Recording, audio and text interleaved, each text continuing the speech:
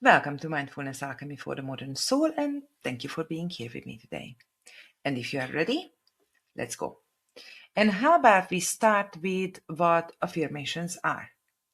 So, affirmations are positive, present tense statements we repeat to ourselves quietly or out loud to challenge or change negative or self sabotaging thoughts or a harsh inner voice. They function as a form of positive, reassuring, self nurturing self talk designed to rewire our cognitive patterns. By consciously choosing statements and repeating them over a period of time, we actively redirect our brain's focus away from perceived limitations and towards our strengths or towards qualities we wish to embody. The best way to use affirmations is by integrating them into our daily routines, such as reading them upon waking, speaking them out loud, or even in front of a mirror, or writing and rewriting them in a journal. The core objective is consistent repetition, which helps us anchor these positive beliefs into our subconscious mind. And over time, this practice rewires our neural pathways, building psychological resilience, reduces self sabotaging beliefs, and the anxiety that is a direct result of these. Now, let's take a look at what mantras are. Well, originally, a mantra is a sacred word, sound, or phrase repeated to aid concentration during meditation, to quiet mental chatter, to cultivate spiritual growth and focus. By aligning the individual with a higher frequency or aid anchoring oneself to an ascending emotional state, so to speak. And they are even used to induce altered states of consciousness. Now, mantras originate from India. So, the original language of a mantra is Vedic Sanskrit, usually. And the word mantra basically translates to an instrument of the mind. But since we are modern day human beings living modern lives, most of us find this concept or tool quite useless or even too out there, not quite suitable for our modern day living. Fortunately, by keeping the formula of the original modality, we can modernize it and therefore reap the benefits. And these modernized power mantras in our modern, busy, chaotic, and overstimulated lives can prove to be quite powerful and useful tools. Now, modernizing mantras involve shifting from the chants to secular or spiritual but quite relatable phrases aligned with our contemporary psychological needs. And instead of chanting names of ancient deities or abstract spiritual concepts, we use short, impactful phrases to address our current lifestyle stressors. This evolution focuses on emotional regulation rather than spiritual transcendence, although it can foster spiritual connectedness, of course.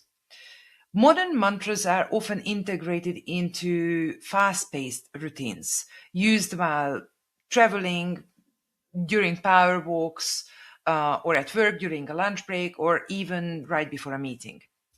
They serve as immediate cognitive anchors to interrupt the frantic pace of modern life and bring about instant mental clarity, if you will. Mantras work by themselves very well. Combined with some mindful breathing, work even better and work absolutely best when used together with certain mudras. So, now quickly, let's talk about what mudras are, all right? Now, mudras are symbolic or ritual hand gestures and positions used for centuries in ancient Indian traditions, specifically in Hinduism, Buddhism, and in yoga practices. Mudras were used as spiritual tools, so to speak, to channel energy and aid meditation, but modern science now connects mudras directly to neuroplasticity and the brain's somatosensory cortex. Our hands and fingertips contain a massive density of sensory nerve endings. And when we press together specific fingers, we stimulate precise neural pathways, sending immediate tactile feedback to the brain, and that feedback can activate the parasympathetic nervous system. So, for us modern day overstimulated human beings, incorporating mudras into our daily routines can be of great assistance to instantly reduce stress, lower cortisol levels, sharpen mental focus, and manage anxiety in our fast paced digital world. Basically, by using mudras, we engage our body's built in neurofeedback loop. And while traditionally used to direct life force energy, modern science views mudras through the lens of neuroplasticity and reflexology. Now, I would like to introduce you to a version of the five finger breathing that is a simple and highly effective sensory tool that combines touch and breath to rapidly calm the nervous system. There are different versions of the five finger breathing, but essentially they all give the same benefit and they are done quite similarly. And I would like to encourage you to use this technique with your mantras. So here is the technique. Extend your hands in front of you with your fingers spread and your palm facing you.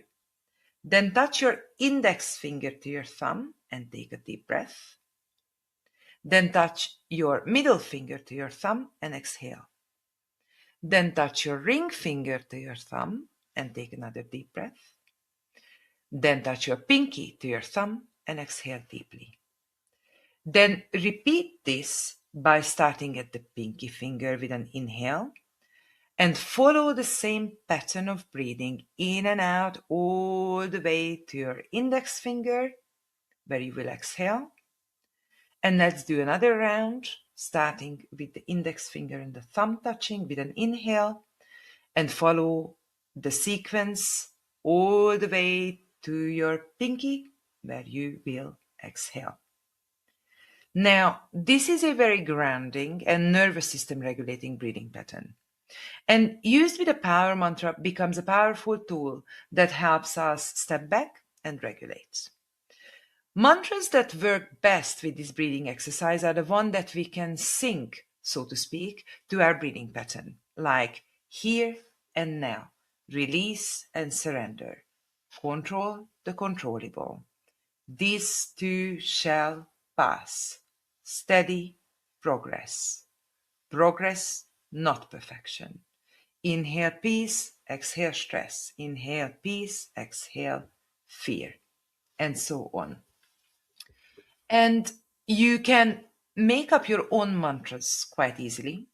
And the best way to do that is to keep a few simple guidelines in mind. So the first one is to start by identifying your exact stressors, triggers, or pain points. It can be anything, but it has to be specific to you, like overwhelm or digital burnout or lack of confidence or limiting beliefs about your abilities or imposter syndrome or time anxiety and so on. Number two is to flip the negative trigger into a simple, brief, reassuring, present tense command. And remember to keep the phrase short and simple and entirely free of complex phrases and concepts of spiritual jargon. Remember that you're trying to focus on being grounded and regulated. The aim is not to gain enlightenment, okay? This way, your brain can process the information quickly and correctly, even in times of crisis or in an inner peace emergency, so to speak. So, three, is to use actionable, realistic language that emphasizes your current coping ability and ditch toxic positivity completely. For example, your aim is to get rid of that terrible feeling of overwhelm before you open your inbox, for example, and you know that you will have way too many emails to answer and you already feel overwhelmed. And you say to yourself usually, oh, I have too many emails again. I hate this. We want to transform this into one task at the time.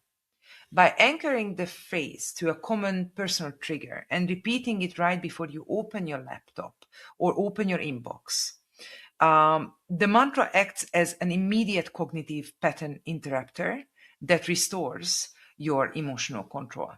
I hope that makes sense. And you can use the 5-finger breathing technique that I showed you to pair with a personal power mantra and then approach your task. Now, before we wrap this topic up, I would like to add something important here. I hope you know that we regulate after we give our nervous system the chance to run the emotion we are experiencing through our system. That literally takes 90 seconds, a minute and a half. We don't try to regulate in the middle of our processing. We can regulate right after. We aren't suppressing our emotions. We are experiencing them, feeling them, observing them passing through, and we train ourselves to return to calm quickly after that emotion passed through the system. So I hope that makes sense. Please keep that in mind. We need to be able to sit with the discomfort or possible discomfort and experience an emotion fully. Give it that 90 seconds, let it run through our system, because this is the best way and the only way really to build emotional and psychological resilience. And then we can regulate, for example, using the 5-finger breathing with our power mantra, and then we can return to calm and inner peace. So I hope you enjoyed this recording. And if you find it useful and empowering, please remember to subscribe, share, like, comment, save, all of the above. I really appreciate it. And I'll leave you with all of this for now. But if you would like bite-sized content relating to the topics I talk about here, follow me on Instagram or TikTok, where I also post. You can find these links in the channel's bio. So take care, and I'll see you next time.